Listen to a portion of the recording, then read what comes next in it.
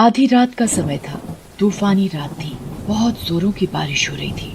आसपास कोई भी नजर नहीं आ रहा था। उस तूफानी रात में एक सुनसान सड़क पर एक लड़की घर जाने के लिए ऑटो वाले का इंतजार कर रही थी। तभी एक गाड़ी उस लड़की की तरफ आकर रुकती है। इतनी रात में मैडम आप यहाँ क्या कर रहे हो? मैं ऑटो वाले का इंतजार कर रही हूँ, पर कोई भी टैक्सी या ऑटो नहीं मिल रहा। आपको इतनी रात में कुछ भी नहीं मिलेगा और बारिश भी हो रही है। आपको जाना कहाँ है? मैं आपको छोड़ देता हूँ। जी शुक्रिया, मैं चली जाऊंगी। देखिए रात काफी हो चुकी है, मैं आपको छोड़ देता हूँ। मेरा नाम अनुज है और आपका नाम क्या है? मेरा नाम नीलम है। बड़ा प्यारा नाम है। जी धन्यवाद। और एक कब्रिस्तान के पास पहुंचकर नीलम कहती है, अनुज आप गाड़ी यहाँ रोक दे, मेरा घर यहाँ पास में ही है। पर यहाँ तो कब्रिस्तान है। हाँ मेरा घर यहीं पर है। और अनुज गाड़ी रोक देता है। नीलम गाड़ी से उतरकर जाने लगती है और तभी उसकी नजर घड़ी पर पड़ती है और तभी वो नीलम को आवाज लगाता है, नीलम नीलम नीलम। पर नीलम अनुज की आंखों के आगे गायब हो जाती है। अरे ये नीलम कहाँ गायब हो गई? और अनुज अपने घर चला जाता है। घर पहुंचकर वो घड़ी की तरफ देखता है और कहता है, अरे ये कैसी घड़ी है, इतनी पुरानी, इसका डिजाइन भी अजीब सा है। और ये कहकर वो घड़ी टेबल पर रख देता है और सो जाता है। कुछ समय बाद अनुज को सोते समय कुछ अजीब सा महसूस होता है। अचानक अनुज को सोते सोते पसीना आने लगता है और अनुज को घबराहट और बेचैनी होने लगती है और उसकी आंख खुल जाती है तो वो देखता है कि पंखा अपने आप चलने लगता है, लाइट अपने आप जल जाती है और अपने आप बंद हो जाती है। तभी बाथरूम से पानी की आवाजें आने लगती हैं।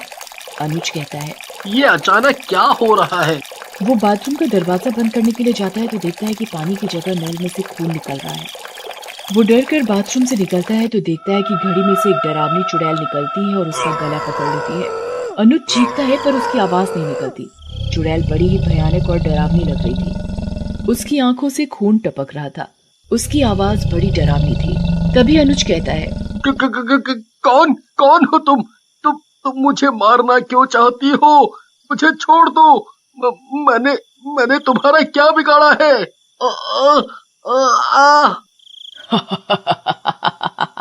और अनुज का सिर दीवार में जोर जोर से पटकती है। अनुज के सिर से खून निकलने लगता है। चुड़ैल तब तक अनुज को नहीं छोड़ती जब तक उसकी मौत नहीं हो जाती। अनुज की मौत हो जाती है और घड़ी फिर टेबल पर होती है। और तभी अनुज की मौत की खबर सुनकर अनुज का दोस्त नवीन आता है। इतनी बेरहमी से किसने मारा? कौन मार सकता है? अनुज का तो किसी से कोई लड़ाई झगड़ा नहीं था और ना ही कोई दुश्मनी थी। फिर कौन ऐसा कर सकता है? कौन कर सकता है?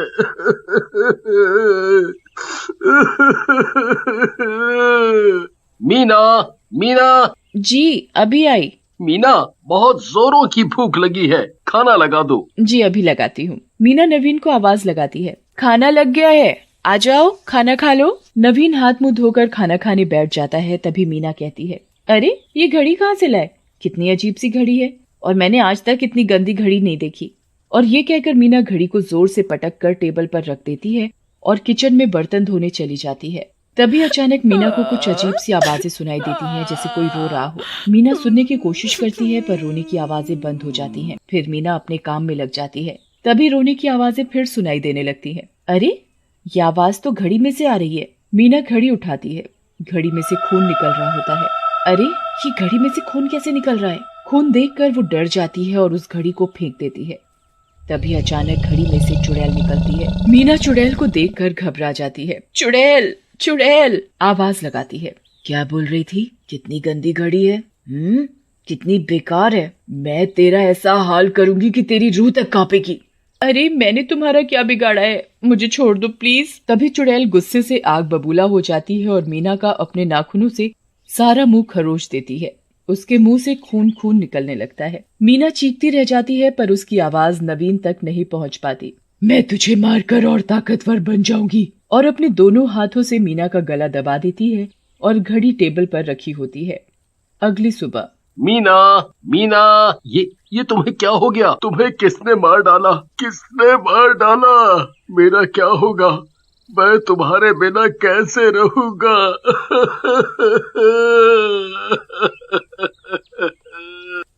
नवीन जोर जोर से रोने लगता है। मीना की मौत भी एक रहस्य बनकर रह जाती है। उसकी मौत का किसी को पता नहीं चलता कि आखिर मीना की मौत हुई तो कैसे हुई। और कुछ दिनों बाद एक रात एक चोर चोरी करने के लिए नवीन के घर में घुसता है। अरे यहाँ तो काफी कीमती सामान रखा हुआ है। जो भी कीमती सामान है मैं उठाकर थैले में डाल लेता हूँ। इसके तो दाम भी बहुत अच्छे मिलेंगे। चोर सारा कीमती सामान थैले में डाल चुका होता है, तभी उसकी नजर टेबल पर रखी घड़ी पर पड़ती है। अरे ये कैसी घड़ी है? ये तो बहुत पुरानी लगती है। इसके तो बहुत दाम भी मिलेंगे। मैं इसे बेचकर अमीर बन जाऊंगा और आराम से ऐश की जिंदगी जीऊंगा। मुझे चोरी भी नहीं करनी पड़ेगी और मेरी धर्मपत्नी भी खुश हो जाएगी। चोर नवीन के घर से सारा कीमती सामान और घड़ी चुरा कर निकल जाता है और घड़ी के साथ साथ चुड़ैल भी चोर के पीछे पीछे चलने लगती है। तभी रास्ते में उसे लगता है जैसे कोई उसका पीछा कर रहा हो।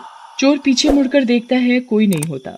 चोर जल्दी जल्दी चलने लगता है, तभी एक हाथ आकर उसकी गर्दन पर पड़ता है। अरे कौन है भाई? पीछे देखता है, कोई नहीं होता। कौन परेशान कर रहा है? लगता है मुझे आज ज्यादा चढ़ गई है। तभी चोर बीड़ी पीने के लिए माचिस जलाता है। आग को देखकर चुड़ैल गायब हो जाती है। चोर भी अपने घर पहुंच चुका होता है और अपनी पत्नी को आवाज लगाता है। अरे चमेली, सुनती हो?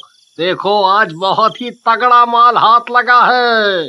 अरे वाह, अब तो हमें किसी चीज की परेशानी नहीं होगी और तुम्हें चोरी भी नहीं करनी पड़ेगी। चमेली कीमती सामान देखकर बड़ी खुश होती है। अरे ये कैसी घड़ी है? आय हाय, कितनी पुरानी घड़ी है। इसे क्यों उठा लाए? इसका तो दाम भी नहीं मिलेगा। अरे तुझे क्या पता, बाजार में पुराने सामान की बहुत कीमत मिलती है। अब तू ये सब छोड़ और खाना लगा दे। आज तो खाना भी स्वाद लग रहा है। लगता है खुशी के मारे कुछ ज्यादा ही खा लिया। मैं तो चला सोने। आज चैन की नींद सोऊंगा। हाँ हाँ, सो जाओ, मुझे तो अभी रसोई का काम निपटाना है। और चमेली रसोई में बर्तन धोने लगती है। तभी पीछे से चुड़ैल चमेली की चोटी पकड़कर खींचती है। अरे क्या हुआ?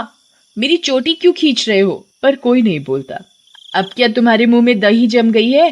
काम करने दो, बहुत काम पड़ा है और तुम्हें मजाक सूझ रहा है। पर कोई आवाज नहीं आती। चमेली पीछे मुड़कर देखती है तो उसके होश उड़ जाते हैं। एक भयानक चुड़ैल उसके पीछे खड़ी है। एक हाथ निकलकर चमेली की गर्दन पकड़ लेती है।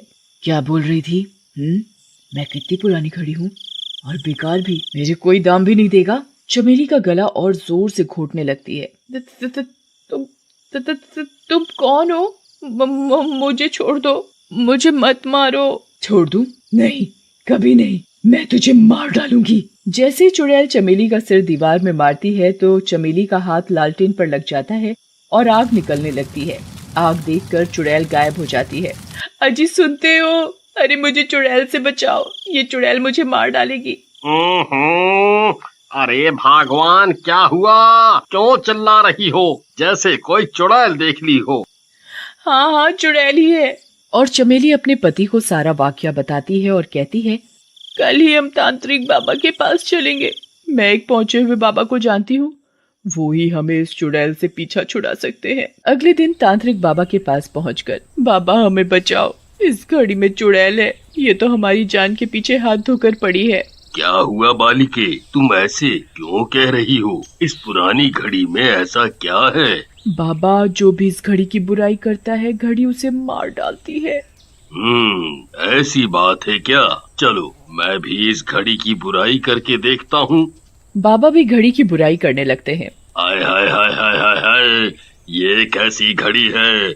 इतनी बुरी घड़ी तो मैंने आज तक अपनी जिंदगी में नहीं देखी। तभी घड़ी से चुड़ैल निकलकर बाबा के सामने आ खड़ी होती है। कौन है जो मेरी बुराई कर रहा है? मैं सबको मार डालूंगी, किसी को भी जिंदा नहीं छोड़ूंगी। बाबा तभी चुड़ैल के ऊपर गंगा जल डालता है और उससे पूछता है, ऐ घड़ी वाली चुड़ैल, तू इस घड़ी में क्या कर रही है और सबको क्यों मार रही है?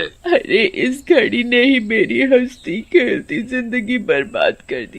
क्यों, कैसे?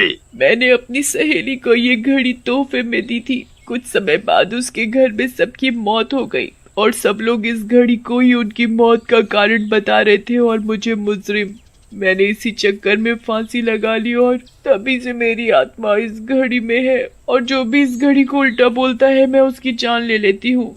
बाबा चुड़ैल की आत्मा को शांति देता है और उस घड़ी को पीपल के नीचे दबा देता है।